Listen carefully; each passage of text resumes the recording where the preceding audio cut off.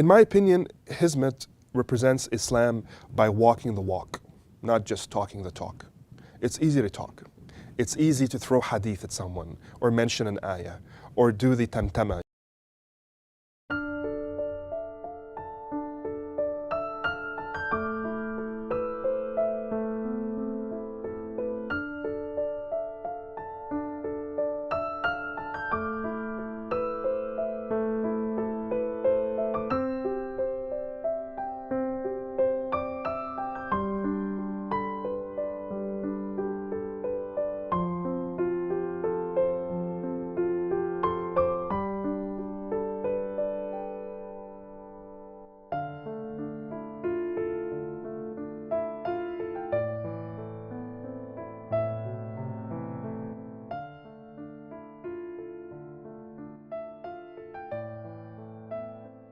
بسم الله الرحمن الرحيم والصلاة والسلام على أشرف المرسلين سيدنا ورسولنا وحبيبنا Muhammad.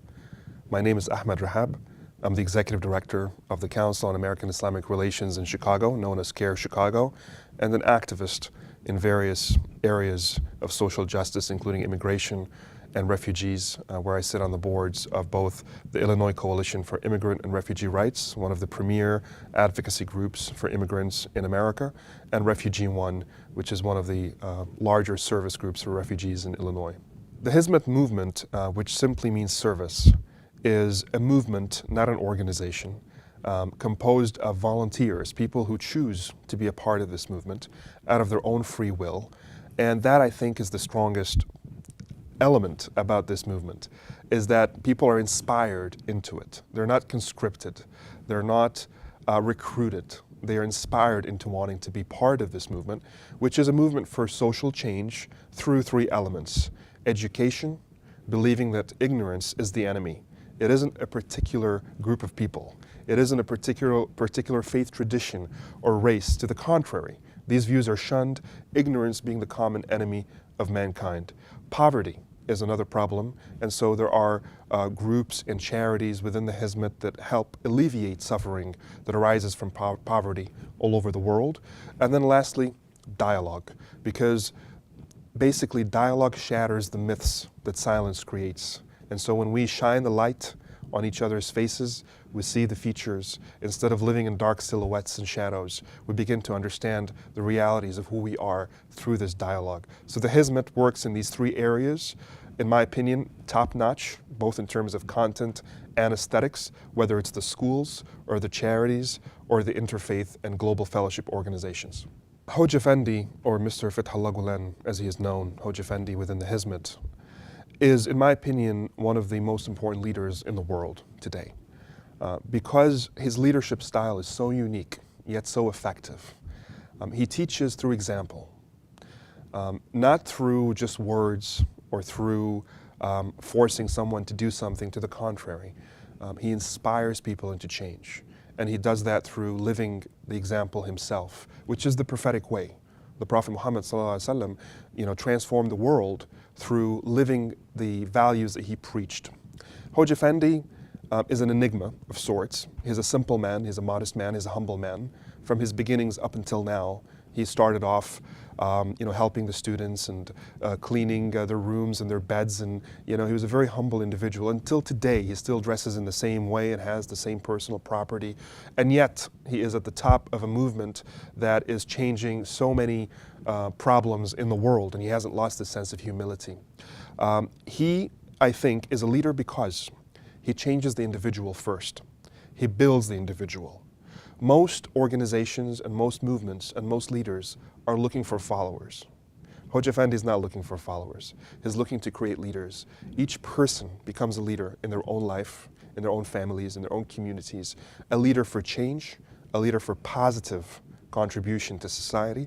And by not being afraid of building these leaders, as most dictators or other leaders in the world are afraid, they only want submissive followers. He has created a movement of confident, capable, effective change makers.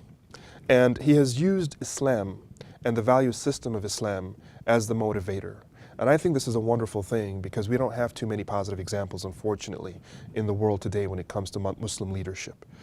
We are plagued, unfortunately, with, on one side, extremism, on the other side, a sort of liberalization that goes to the other extreme. And so we have in Hocaefendi an example of someone who understands the material world, who understands science, who understands aesthetic beauty, and the beauty of the material, of the physical, of the school, of the book, of the website, of the video, of the film, of the center, of the office space, and how important this is to the human eye and the human soul. But he doesn't stop there and puts even more emphasis on the beauty of the content, the spirituality, the intention, the drive, the sense of self-efficacy and humbleness before Allah, that Allah is the one who owns success, that Allah is the one who owns everything we do. And he always reminds his followers, whenever you're successful is the most dangerous time, because that is the time when you think you have made it, you are someone, you are the reason. And always remind yourself at the moment of success that you are more vulnerable than at the moment of failure because of this. And there are so many life lessons that he has given people through his waz, through his lectures online, that I think the average person who's not even a member of the Hizmet, whose heart is open to wisdom and spirituality, cannot but be affected by this message and hopefully have their lives transformed. The most important single contribution of the Hizmet is breaking the myth that the East and the West are somehow at loggerheads, somehow inherent enemies, which is a thought or an idea that is born out of the 20th century ideologies, but has its roots in much, much older times, emerging from the Crusades onwards. And it has really culminated in many confrontations between the East and West and bad blood between the East and West. And on the Muslim side, it is true that parties are guilty of this with these quote-unquote Islamist ideologies and nationalist ideologies that emerged in the 20th century. Also, obviously, on the West side with Islamophobia and with xenophobia and with colonialism and all of these other problematic ideologies and behaviors.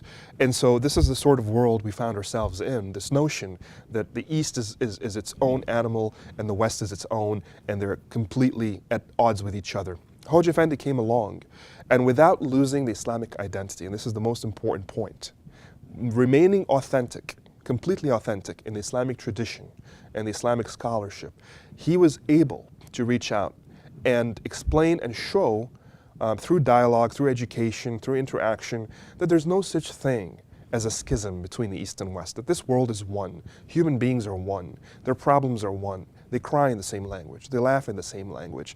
It is people who make these differences between us. They're artificial differences. And that once we're able to cross and overcome these differences through humility, through open-mindedness, through dialogue, through cultural exchange, through trips to Turkey and trips to the United States and vice versa, through education, we find that we have much more in common than we have in difference. And it isn't to brush aside the problems that exist. These are to be dealt with, but they are then dealt with in the frame that we are one humanity rather than two sets of humanities, which is an absolutely fallacious idea. In my opinion, Hizmet represents Islam by walking the walk, not just talking the talk. It's easy to talk. It's easy to throw hadith at someone or mention an ayah or do the tamtama, the subhanallah, mashallah all the time, or dress in a certain garb that looks pious. Not to discount people who look and act in this way. Some of them are very sincere and wonderful people. But if that is the extent of what we think is what Islam has to offer, we're completely wrong. And what the Hizmet, I think, has done for me as an observer is it has shown the real depth and the real value of the Islamic ethics and the Islamic character and the Islamic spirit. That it is about intention, but also about action. It is about knowledge, but also output and productivity. It is about contribution. It is about change. And like you are in a corporation, and this is what has pained me in the past. You look at Motorola or Coca-Cola or Mercedes, and these corporations, they have very high levels of performance, they have high levels of aesthetics, they have high corporate standards, ethical and work ethics, et cetera, but also they measure their success. They reward their success. And they penalize failure by avoiding the routes that led to failure, etc. But when it comes to Islamic work, we find that, intention is all that matters. And you can hit a brick wall, things can backfire. Instead of helping, you're actually making things more difficult. There's no process of measuring success. Islam is not a product. Islam is obviously for us Muslims, a way of life, but it is no less important than a corporation, and it surely deserves better standards of work. What the Hizmet has done is brought high standards to Islamic work. It has measured its success. It has said, when we do something wrong, we will do something differently to get it right the next time. And it is all for the sake of Allah, and that's the most important thing. What really, really inspires me about the Hizmet is not just Hocaefendi, although he is the main inspiration, as the example, living example of the value system that we ought to follow, alhamdulillah, but every and each individual at the bottom, if you will, the teachers, the workers, the activists. Whenever I run into any of them, whether in Belgium or in Australia or in Turkey or in Egypt or in Kenya or in Chicago or in Los Angeles, anywhere in the world, it is as if I'm meeting the same person in terms of the same level of humility, level of hospitality, level of welcomeness, level of productivity, level of, I hate to say it, but poverty, the sense of, they're not looking to amass money, they're looking to give away what they have and work for the sake of Allah. This very humble and sincere, widespread character is, I think, what makes the Hizmet so incredibly unique. And you can't beat that. You can't beat the human spirit when it has nothing to lose. It has everything to give. When you make a movement like this, it will move mountains. It is more wealthy than billions. It is more powerful than armies. And it is out to create peace. It is out to act against hate and aggression. It is a wonderful thing for the world. And if more people knew about it, I think they would be in love with it just the way I am. What I think is unique about the Hizmet versus other Muslim movements around the world is that people who work in the Hizmet always assume that they don't know until they learn. They ask questions. They listen. They want you to speak more than they want themselves to speak. They want to listen more than they want to speak. That makes them very good students. I think the real power of the Hizmet is in that its activists and its workers are really good students. When you're a good student, you get the right information. And when you get the right information, you're able to, hopefully, with good judgment, make the right decisions. And you're able to contribute and be more successful in your contributions. The problem with many movements, not just Muslim, around the world, is the sense of self-righteousness. That I've reached a certain level of piety, I've reached a certain level of knowledge, I know what I need to do, I know what needs to be done, you need to listen, you need to follow, and as such they come into new territory, new cultures, new terrain, and rather than understand the audience and the specifics of the culture, they begin to act within their old comfort zones. And what this creates sometimes is a situation that backfires, where people are turned off and put away. And if you look at the prophetic example, every prophet, we are taught in the Quran, every prophet had certain criteria. One of the key criteria of a prophet is that he speaks the language of the people that he is sent to.